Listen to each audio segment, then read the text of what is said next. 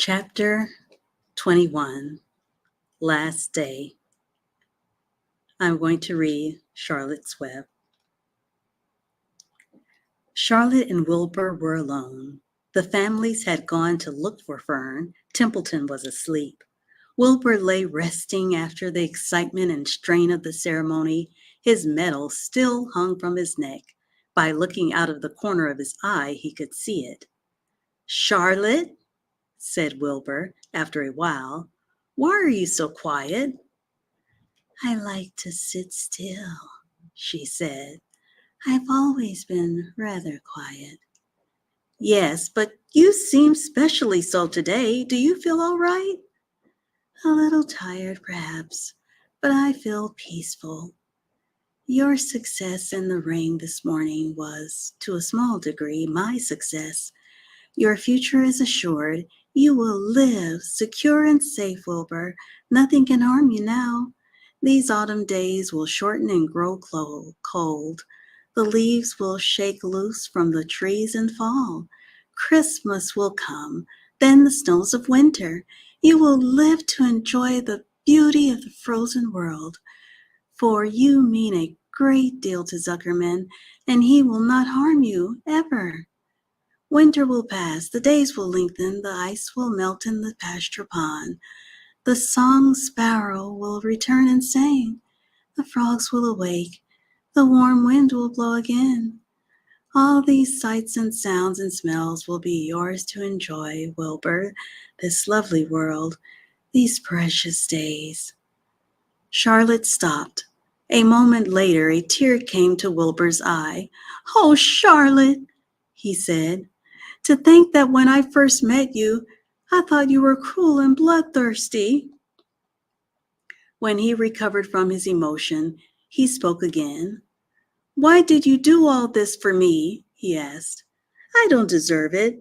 I've never done anything for you." "You have been my friend," replied Charlotte. "That in itself is a tremendous thing. I wove my webs for you because I liked you. After all, what's a life anyway? We're born, we live a little while, we die. A spider's life can't help being something of a mess. With all this trapping and eating flies, by helping you, perhaps, I was trying to lift up my life a trifle. Heaven knows anyone's life can stand a little of that." "Well," said Wilbur, "I'm no good at making speeches. I haven't got your gift for words, but you have saved me, Charlotte, and I would gladly give my life for you. I really would." "I'm sure you would, and I thank you for your generous sentiments." "Charlotte," said Wilbur, "we're all going home today. The fair is almost over. Won't it be wonderful to be back home in the barn cellar again with the sheep and the geese? Aren't you anxious to get home?" For a moment, Charlotte said nothing. Then she spoke in a voice so low, Wilbur could hardly hear the words. "I will not be going back to the barn," she said. Wilbur leapt to his feet. "Not going back?" he cried. "Charlotte, what are you talking about?" "I'm done for," she replied. "In a day or two, I'll be dead. I haven't even strength enough to climb down into the crate. I doubt if I have enough silk in my spinnerets to lower me to the ground." Hearing this, Wilbur threw himself down in an agony of pain and sorrow. Great sobs racked his body. He heaved and grunted with desolation. "Charlotte," he moaned, "Charlotte, my true friend."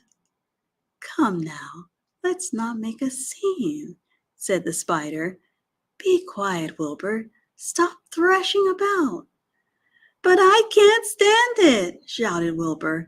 "I won't leave you here alone to die. If you're going to stay here, I shall stay too." "Don't be ridiculous," said Charlotte. You can't stay here. Zuckerman and Lurvy and John Arable and the others will be back any minute now, and they'll shove you into that crate and away you'll go. Besides, it wouldn't make any sense for you to stay. There would be no one to feed you. The fairgrounds will soon be empty and deserted. Wilbur was in a panic. He raced round and round the pen. Suddenly he had an idea. He thought of the egg sack and the 514 little spiders that would hatch in the spring.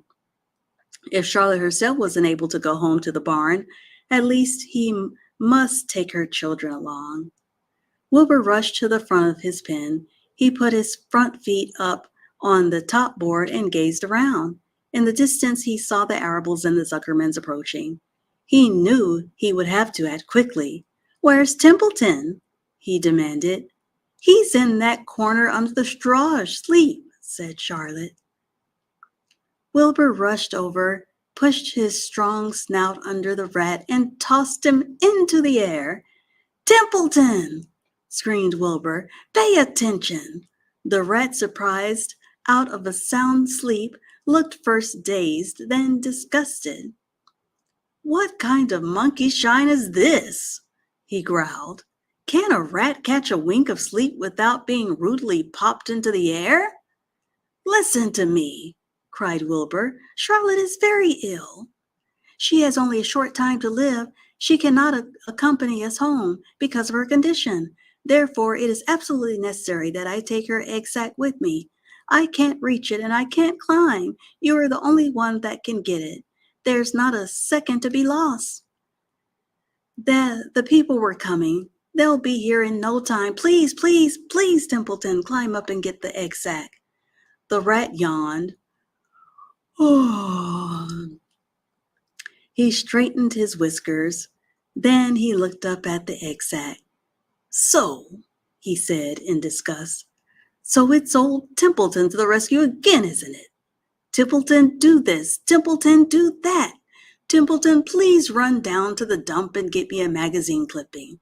Templeton, please lend me a piece of string so I can spin a web." "Oh, hurry," said Wilbur. "Hurry up, Templeton." But the rat was in no hurry. He began imitating Wilbur's voice. "So it's hurry up, Templeton, is it?" he said. "Ho, ho. And what thanks do I ever get for these services? I would like to know. Never a kind word for old Templeton, only abuse and wisecracks and side remarks. Never a kind word for a rat." "Templeton," said Wilbur in desperation, "if you don't stop talking and get busy, all will be lost, and I will die of a broken heart. Please climb up." Templeton lay back in the straw. Lazily he placed his forepaws behind his head and crossed his knees in an attitude of complete relaxation. "Die of a broken heart," he mimicked. "How touching, my. I notice that it's always me you come to when in trouble. But I've never heard of anyone's heart breaking on my account. Oh, no. Who cares anything about old Templeton?" "Get up," screamed Wilbur. "Stop acting like a spoiled child." Templeton grinned and lay still. "Who may trip after trip to the dump?" he asked. "Why, it was old Templeton who saved Charlotte's life by scaring that Arable boy away with a rotten goose egg." "Bless my soul, I believe it was old Templeton who bit your tail and got you back on your feet this morning after you had fainted in front of the crowd. Old Templeton, has it ever occurred to you that I'm sick of running errands and doing favors? What do you think I am anyway, a rat of all work?" Wilbur was desperate. The people were coming and the rat was failing him. Suddenly he remembered Templeton's fondness for food. "Templeton," he said, "I will make you a solemn promise.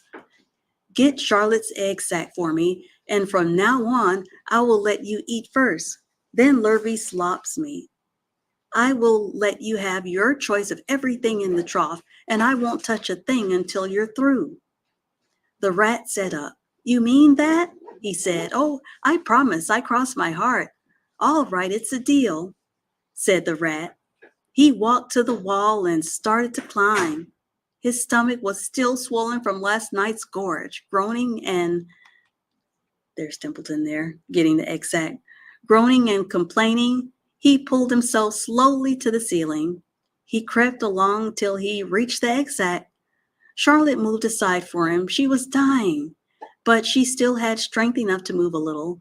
Then Templeton bared his long, ugly teeth and began snipping the threads that fastened the sack to the ceiling. Wilbur watched from below. "Use extreme care," he said. "I don't want a single one of those eggs harmed." "Fifth, thift, thickticks in my mouth," complained the rat. "It's worth than caramel candy." But Templeton worked away at the job and managed to cut the sack adrift and carry it to the ground, where he dropped it in front of Wilbur. Wilbur heaved a great sigh of relief. "Thank you, Templeton," he said. "I will never forget this as long as I live." "Neither will I," said the rat, picking his teeth. "I feel as though I'd eaten a spool of thread. Well, home we go." Templeton crept into the crate and buried himself in the straw. He got out of sight just in time. Lurvy and John Arble and Mr. Zuckerman came along at that moment, followed by Mrs. Arble and Mrs. Zuckerman and Avery and Fern. Wilbur had already decided how he would carry the egg sack.